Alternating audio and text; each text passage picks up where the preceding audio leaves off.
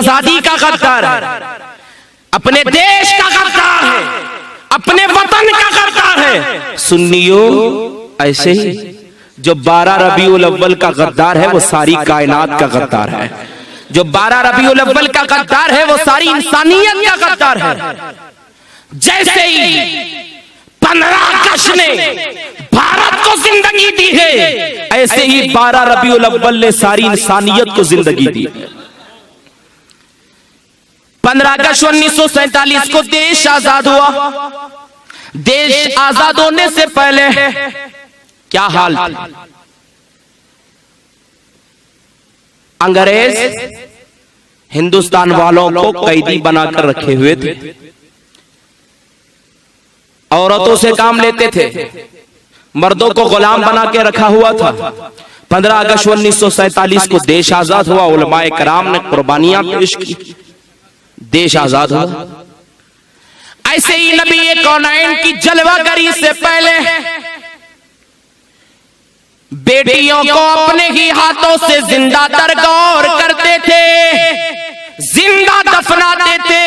ओ भयानक वाकया अपने निगाहों के सामने लाओ। वल्लाह वाकया सुनते ही दिल कांप जाता है, कलेजा थर्राने लग जाता है, जिस्म के रोंगटे खड़े हो जाते।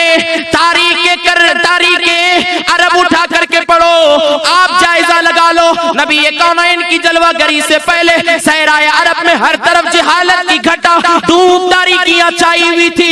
इंसानों ने आदमियत का पहरान उतार कर वहशी दरिंदों का लिबास ओढ़ लिया था। अरब का तवाना नातवा का पंजा मरोड़ना फख्र महसूस कर रहा था। जिनाकारी आम हो गई थी, शराब नोशी दाखिल तहजीब थी। इंसान का दुश्मन, कबीले का दुश्मन, बाप औलाद का दुश्मन। नबी कौनैन की जलवागरी से पहले औरतों को बड़ी हकारत की नजरों से देखा जाता था, औरतों को जिंदा जला दिया जाता था। अल्लाह, एक बाप अपनी छोटी बच्ची को गोद में लेकर मख्तल और मदफन की तरफ बढ़ता है। नौजायद नन्ही सी बच्ची को क्या मालूम कि बाप की गोद प्यार के लिए नहीं, मोहब्बत के लिए नहीं, थपकियां लोरियां सुनाने के लिए नहीं, जिंदा दरगौर करने के लिए है। जब बाप रात की तारीकी में सारी दुनिया अपने अपने बिस्तरों पर सो गई, सोने के बाद रात में कुदाल लेता है, कुदाल लेकर चला जमीन को खोदता है। जमीन को खोदने के बाद खोद रहा है, बाप को पसीना आ रहा है। बेटी आगे बढ़ के पसीना पोंछती है, कहती है बजान क्या कर रहे हो, रात में इतनी मेहनत करने की क्या जरूरत है। अब्बा जान मैं आपकी अकेली हूँ, अकेलोती बेटी हूँ। अब्बा जान मैं खुद कह रही हूँ रात में मेहनत न करना, सुबह में मेहनत करना, सुबह में मेरे लिए जरिए माश तलाश करना, इतनी मेहनत करने की जरूरत नहीं है। बाप को थोड़ा भी एहसास नहीं, जमीन खोदता है, खबर तैयार करता है। खबर तैयार करने के बाद अपने ही हाथों से अपनी नन्ही सी बच्ची को गड़े में उतारता है, ऊपर से मिट्टियां डालने लगा, अंधेरा अंधेरा नजर आने लगा। बच्ची कहती है अब्बा मैंने तेरा क्या कसूर किया था, मैंने तेरा क्या बिगाड़ा था, तू मुझे मिट्टियों तले क्यों दफन कर रहा है। अब्बा जान मैंने तेरा क्या बिगाड़ा, मुझे यहाँ से निकाल। माँ ओ माँ तू कहाँ है, मुझे तेरी शफीक गोद चाहिए। माँ तू कहाँ है, चिल्लाने लगी, आवाज देने लगी अब्बा अब्बा अब्बा अब्बा, आवाज देने लगी। जब ये जालिम दफना करके आगे चलने लगा, पीछे से आवाज आने लगी अब्बा अब्बा अब्बा। उसे ऐसा लगने लगा कि सामने कोई सफेदी नजर आ रही है, कोई उजाला नजर आ रहा है। इसे खौफ होने लगा, डर होने लगा, ये लर्जा बरंदाम हो गया। एक जगह रुक जाता है, रुक करके कहता है मैंने 5 बेटियों को जिंदा दरगौर किया है, 5 बेटियों को जिंदा दफनाया है, मगर आज तक मुझे कभी डर नहीं हुआ था। और 6ठी बेटी को दफन करके आ रहा हूँ, मुझे डर क्यों महसूस हो रहा है, मुझे घबराहट क्यों हो रही है, मुझे वहशत क्यों हो रही है। आसमान से आवाज आई, ऐ आसिम इब्ने कैस तुझे डर इसलिए महसूस हो रहा है, अब कुफ्र की तारीकी जा रही है, मीलाद की सुबह आ रही है। अब वो दुहा के मुखड़े वाला आ रहा है, वो लैल के अंबरीन जुल्फों वाला आ रहा है, नाज़ाक की प्यारी आंखों वाला आ रहा है, ताहा के सीने वाला आ रहा है, यासीन के ताज वाला आ रहा है, वो मा यंतिकु अनिल हवा की मुकद्दस जुबान वाला आ रहा है। ऐसे वक्त में, ऐसे पुरफितन माहौल में मेरे आका मक्का शरीफ में लिबास बशरियत के साथ दुनिया में तशरीफ लाए,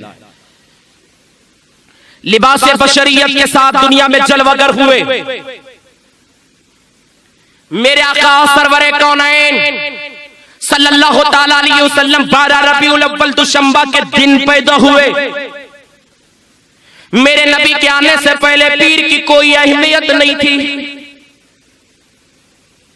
जिस महीने में मेरे आका सरवरे कौनैन आए 12 रबीउल अव्वल, इस महीने की भी कोई अहमियत नहीं थी। जमाना ये कहता है हफ्तों में जो दिन होते हैं सबसे अच्छा दिन जुमा है। नबी जुमा के दिन क्यों नहीं पैदा हुए? अगर नबी जुमा के दिन पैदा होते, जमाना कहता देखो जुमा पैदा हुए थे इसलिए इन्हें ये मकाम मिला है। रब ने दुनिया वालों को बता दिया दिन की वजह से नबी नहीं पहचाना गया है, दिन नबी की वजह से पहचाना गया है। महीने की वजह से नबी को अज़मत नहीं मिली, मुस्तफा के सदक़े में महीने को अज़मत मिली है। और नबी कौनैन को अल्लाह रब्बुल इज्जत ने बनी इसराइल खानदान में नहीं पैदा किया, कुरैश खानदान में पैदा किया।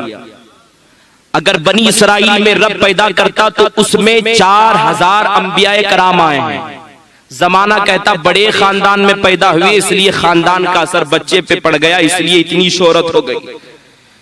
जमाने वाले को रब ने बता दिया खानदान की वजह से नबी नहीं पहचाना गया, नबी की वजह से कुरैश खानदान पहचाना गया है। तो मेरे आका सरवरे कौनैन सल्लल्लाहु ताला अलैहि वसल्लम का नूरे पाक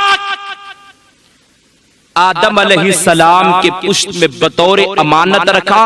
सरकारे मदीना सल्लल्लाहु अलैहि वसल्लम का नूर आदम अलैहिस्सलाम से चला।